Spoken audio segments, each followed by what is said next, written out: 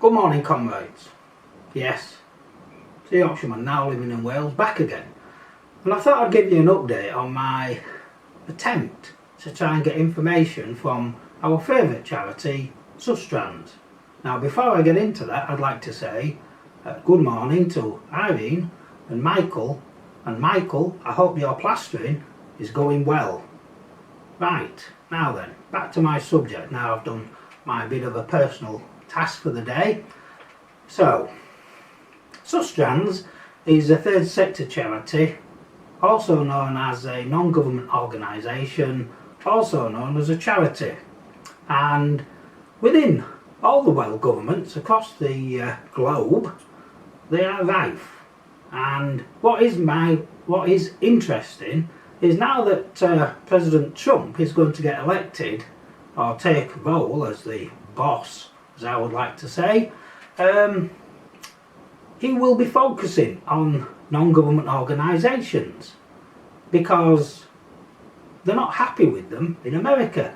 In the same way, they're a bit unaccountable, because what happens is governments use them to carry out work which of course the government doesn't really want the public to know about. So one of the saving graces for using third sectors or charities or non-government organisations is they are exempt from us, the public, who actually fund it all, asking them questions. So it just goes, you can't get anywhere with it. However, I had a go, right? So let me give you a bit of a brief summary. So, Sustrans, when I actually found out what they do with all the money, and the key bit for me, and I think we all need to understand this, they got £250,000 for push irons or e-bikes, and out of that £250,000 they spent £187,000 on wages for their own staff. Right, that is not charitable cause. Right, so briefly, and I've done another video on this somewhere, you can have a look, or I might put the link in below. I sent a letter pointing out that they're accountable to us, because in Wales they are, in my little world, accountable to us. I then got a letter back from them saying no, we're not, get stuffed. So fair enough.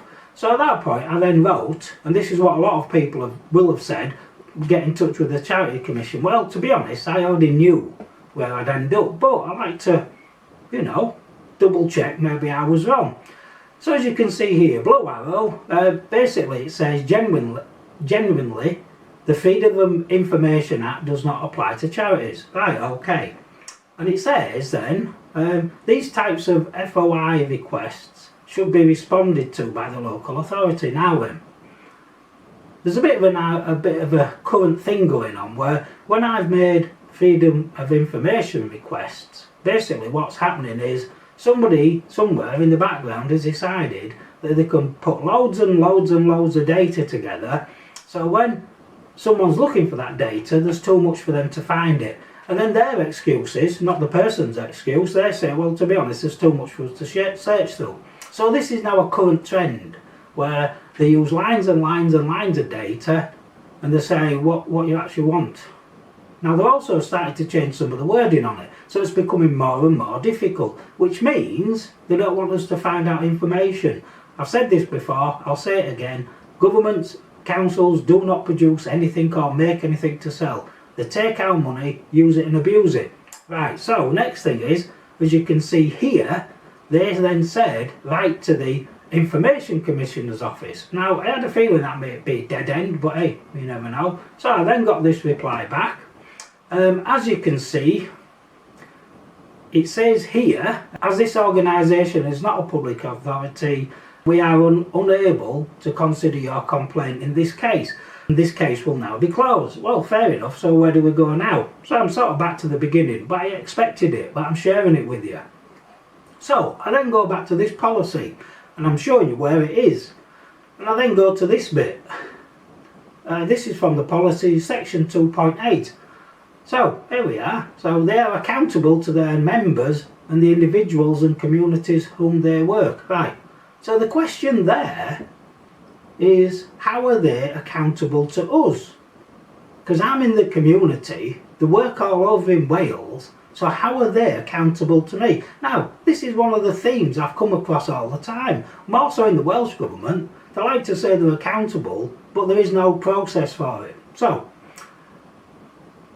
what would I like you to do? Right, I'm going to go back to this third sector charity, have a think about it. In the meantime, you could basically just ask your member of the Senedd, ask them the question, why are third sectors or charities or whatever you're being allowed to ignore this policy document? That's all you need to do. Just ask them that question. It's a bit of one single paragraph, put more in. You can't really take less out, I don't think.